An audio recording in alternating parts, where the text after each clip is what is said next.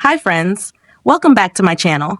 In today's video, I'm going to show you how to enable the 5G network on the Samsung Galaxy Z Fold 4. If you're new here, don't forget to subscribe and give this video a thumbs up. Now let's dive in. Step 1. First, unlock your phone and open the Settings application. This is where you can find various customization options for your device, including display settings, security settings, and accessibility features.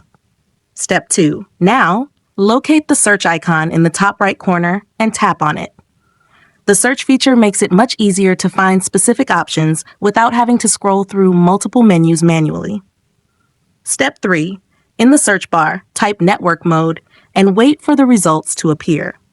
This option allows you to adjust your phone's network settings, ensuring the best connectivity for your device.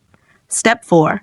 After performing the search, find Network Mode in the results and tap on it. Then, tap again. This will take you to the Network Settings menu, where you can choose the preferred network type for your phone. Step 5. For the last and most important step, you'll see the available network mode options.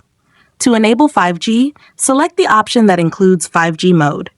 Once you select this, your phone will instantly switch to the 5G network when available.